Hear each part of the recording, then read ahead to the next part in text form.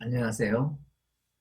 오늘은 야고보스 2장 19절부터 26절을 중심으로 살아있는 믿음의 증거라는 제목으로 말씀을 나누겠습니다.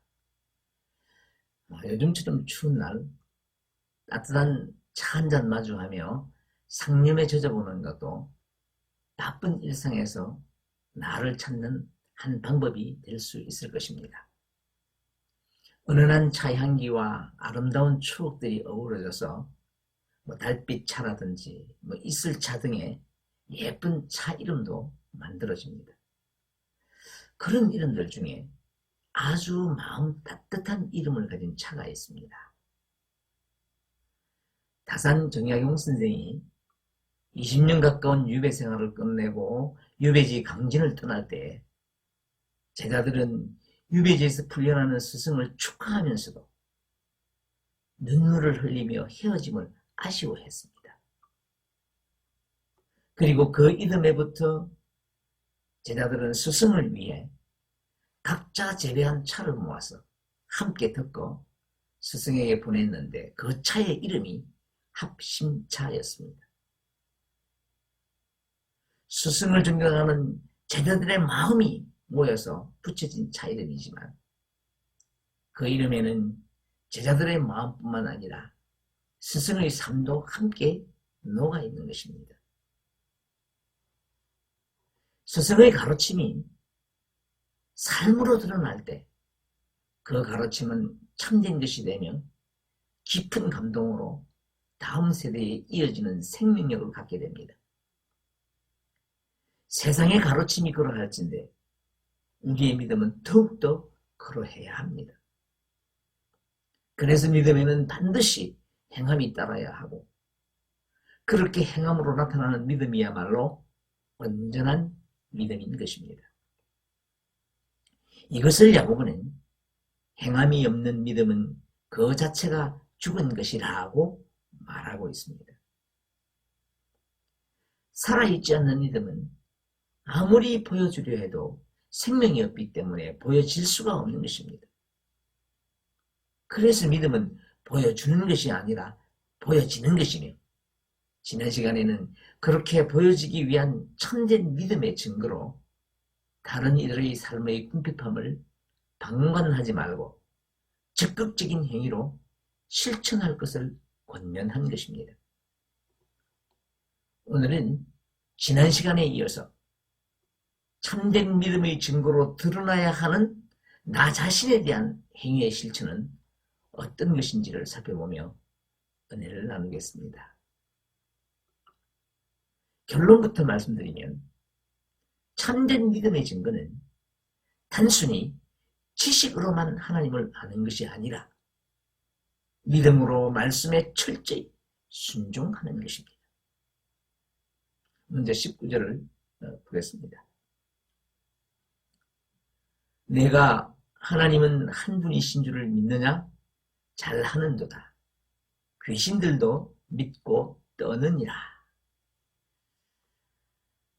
우리가 어떤 사람을 안다고 할 때 그 알면은 다양한 의미가 있습니다.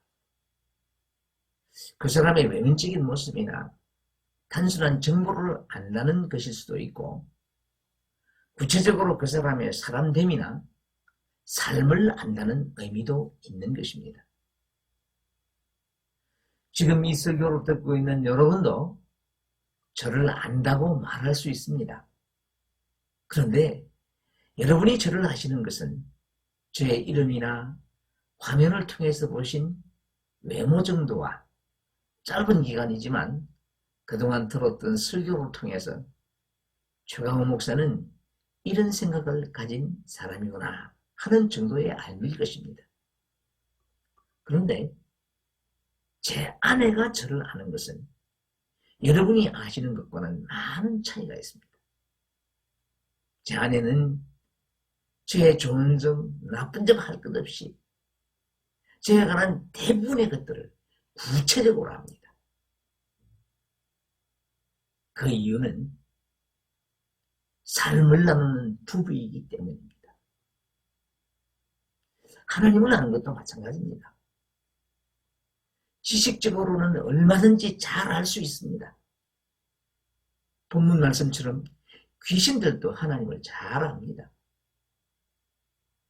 마가복음 5장을 보시면은 군대 귀신이 2,000마리나 되는 돼지떼에 들어가서 바다에서 몰사하는 기사가 있습니다. 예수님이 그라사인의 지방에 이르렀을 때에 그 귀신이 이렇게 부르짖습니다. 지극히 높으신 하나님의 아들 예수여, 나와 당신이 무슨 상관이 있나이까? 원하건대 하나님 앞에 맹세하고 나를 괴롭히지 마옵소서. 다 알아요. 하나님이 지극히 높으신 분이신 것도 알고 예수님이 하나님의 아들이라는 것도 압니다. 자기를 심판하여 괴롭게 하실 권세가 있다는 것도 다 압니다. 그런데 이것은 예수님에 대한 정보를 아는 것이지 믿음이 아니에요.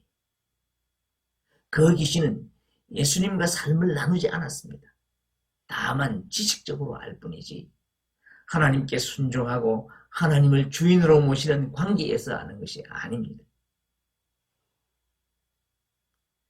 참된 믿음이란 단순히 지식적인 정보만 아는 것이 아니라 예수님을 내 마음에 모시고 그 예수님께 나의 삶을 드리는 것입니다. 이것이 19절의 의미상의 해석입니다.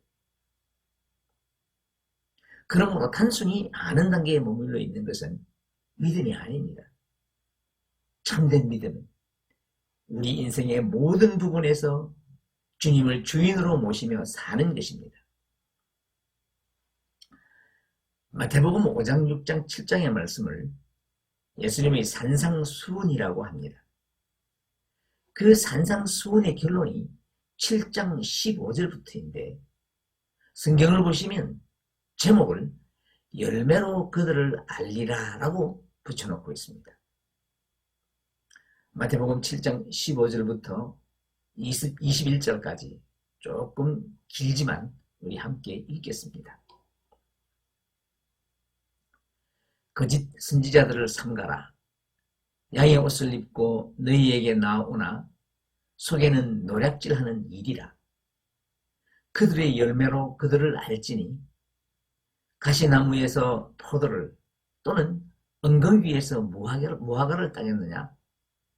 이와 같이 좋은 나무마다 아름다운 열매를 맺고 못된 나무가 나쁜 열매를 맺나니 좋은 나무가 나쁜 열매를 맺을 수 없고 못된 나무가 아름다운 열매를 맺을 수 없느니라. 아름다운 열매를 맺지 아니하는 나무마다 찍혀 불에 던져지느니라. 이러므로 그들의 열매로 그들을 알리라. 나더러 주여 주여 하는 자마다 다 천국에 들어갈 것이 아니요 다만 하늘에 계신 내 아버지의 뜻대로 행하는 자라야 들어가리라. 여러분, 이 말씀의 핵심은요, 단순히 행하는 것이 아니라 내 아버지의 뜻대로 행하는 것에 있습니다.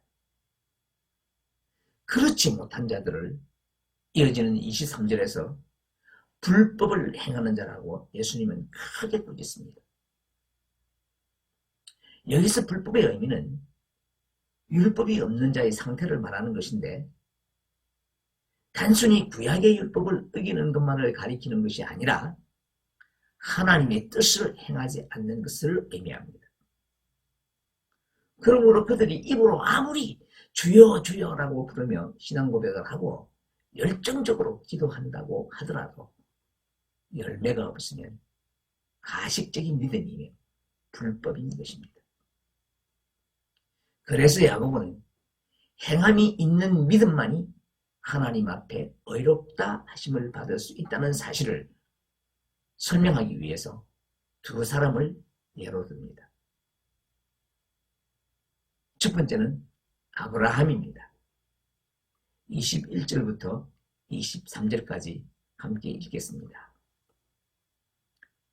우리 조상 아브라함이 그 아들 이삭을 제단에 바칠 때에 행함으로 어렵다 하심을 받은 것이 아니냐?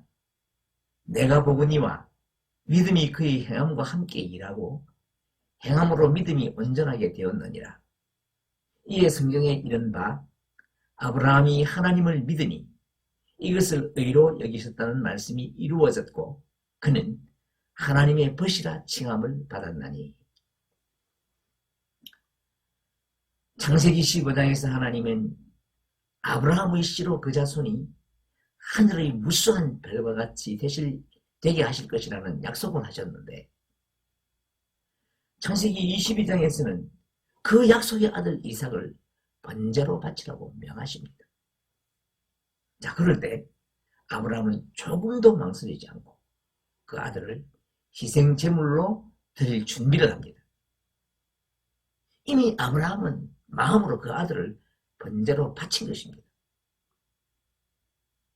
우리가 함께 읽은 본문은 그 행함으로 인해 아브라함이 하나님께로부터 어렵다 하심을 받았다고 했습니다.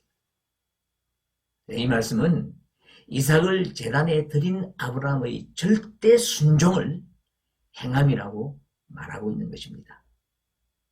그러므로 행함은 말씀에 대한 절대 순종으로부터 이루어지는 것입니다. 아브라함은 오직 이삭을 통해서만 후손이 번성할 것이라는 하나님의 말씀을 믿었고 따라서 이삭이 제물이 될지라도 하나님께서 죽은 자 가운데서 다시 살리실 것으로 믿었기 때문에 그 일을 행할 수 있었던 것입니다. 이렇게 말씀에 순종한 아브라함을 하나님은 구약성경 이사야 41장 8절에서 나의 벗이라고 칭했는데 야고보는 그 사실을 언급하며 아브라함의 믿음과 행함이 일치함을 강조하고 있는 것입니다. 하나님의 벗이라는 칭호는 아무에게나 붙여지는 것이 아닙니다. 특별히 하나님과 친밀한 관계에 있는 자에게만 붙여지는 영예로운 칭호입니다. 하나님은 아브라함에게 소돔을 어떻게 하실 것인지에 대한 사실을 숨기지 않으실 정도로 아브라함을 가까이 하셨습니다. 아브라함이 하나님의 사랑을 받은 자라는 사실은 아브라함의 후손 역시 하나님의 사랑의 대상이 되는 것입니다. 그래서 예수님도 요한복음 15장 14절에서 너희는 내가 명하는 대로 행하면 곧 나의 친구라고 하신 것입니다. 여기서 행하면이라는 조건은 요한복음 14장 12절의 내가 너희를 사랑한 것 같이 너희도 서로 사랑하라는 계명의 실천을 강조하는 말입니다.